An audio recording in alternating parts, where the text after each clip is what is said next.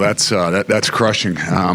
You know, to not be able to find a way again to come out on top is difficult. And those guys in that locker room, obviously they fought their butts off. They did everything we asked them to do.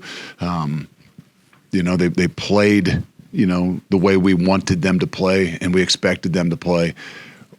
We just right now haven't found a way to be able to finish. The games that have come down to the fourth quarter, the games that have come down to, the most critical times, the deep waters, we still have yet to get over the hump and find a way to pull it out and to continue to, do what we need to do. And so it's tough. It's an emotional shot that we've got to be able to get over, and we got to be able to get over fast because, we got 2 weeks of the season left, and there's 2 really big weeks of the season. And we knew this was going to be like an NFL schedule that was going to be shot after shot after shot. And what that means is you got to have the maturity, you got to have the discipline, you got to have the depth as well to be able to take some of these shots and keep moving forward. And we're going to be challenged big time now for where we are, just emotionally and physically.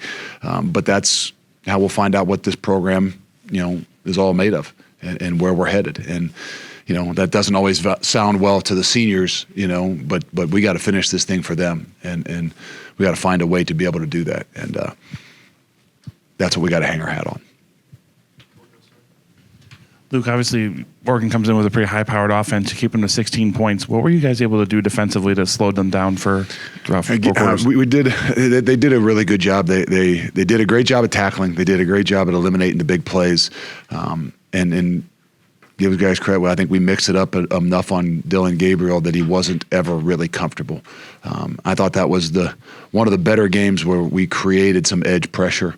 Not a whole lot of sacks, but Dylan Gabriel's not going to be sacked a whole bunch. But I thought that the guys on the edge did a really good job at creating pressure and keeping Dylan Gabriel, off balance a bit.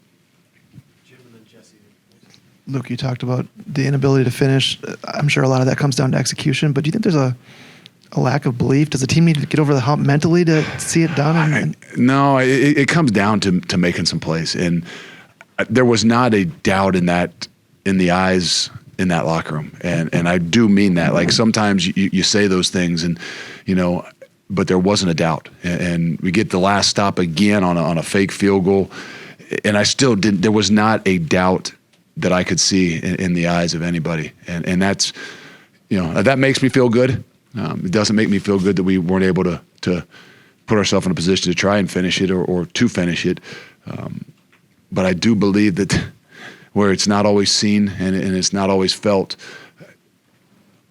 there's something that's building and there's something that's coming that just unfortunately hasn't been able to rear its head in games like this. And, I put that on me. Oregon obviously has a very talented defense, but what do you have to do to get better or more consistent quarterback play this season or in the future? I mean, you just said it. It's more consistent, and it's easy to look at the quarterback play, and obviously that's the most scrutinized position on any team. But it still comes down to when we're best, when we're able to establish some ground game, when we're able to control the line of scrimmage, and we're able to get first downs and stay out of the third and long situations. And we did that in the drives that ended up in points, to be honest with you. And I know that's easy to say. Well, yeah, you got to get first downs in order to score points. But just even the rhythm of things is so much different when we have the ability to move the football. And that gives us the chance when we do that to be able to take some of those shots that maybe can loosen people up. So there's a lot of things that you can, kind of point a finger at. Obviously, it's easiest to talk about the quarterback position, but I just think as a whole, there's just so many of those things that we just got to get better at in order to put ourselves in a position where it's not all on the shoulders of a quarterback. Luke, can you just kind of talk to the value of sticking with the run game? It didn't start well those first 2-3 possessions, but ultimately you kind of got things going that way. We did. We knew we had to try to do that. We knew we had to try to control the football a bit. We had challenged ourselves to be able to pound it a little bit more, and obviously the first 3 drives were not that good, but sometimes those are the things that you have to do maybe just to be able to take a toll and make some adjustments. And I thought we did a pretty decent job of that. It's just the consistency is just not quite there. And I think that's where we've got to really find a way, to be able to be more consistent in those things. And from the get-go, we didn't start off, like you said, as well as we'd like to. Even we got the ball first.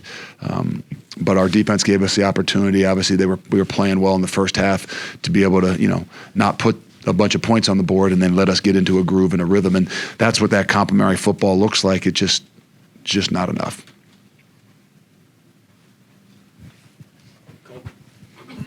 Look, when you have a defensive performance like that, I'm sure that side of the ball feels like they did enough. It's like, how tough is that as a coach to go in the locker room? And Nobody feels like they did enough. Your job as a defense is to outplay the other team's defense. And it's pretty simple. You can feel good about, okay, our plan was what we wanted it to be, and our plan was, was working. But when it comes down to it, we got to outplay the other team's defense, and whatever that means. And so that's the way we got to look at it. That's the way we got to be able to act, and that's the way we got to be able to continue to hold this thing and push each other forwards. And that's probably the greatest message in that locker room is, hey, whatever we do together. And we got to believe that. Everybody just talks about believing. What did they not believe? And when it comes down to the end, no, I don't think that was the case. The ability to keep believing in one another is what can be most difficult as you go through these rocky times and you go through these roller coaster rides.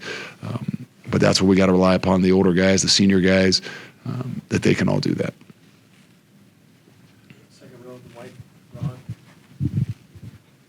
Coach, I know you mentioned finishing in the fourth quarter in your opening statement, but how crucial were the two drives where you end up getting field goals in the red zone?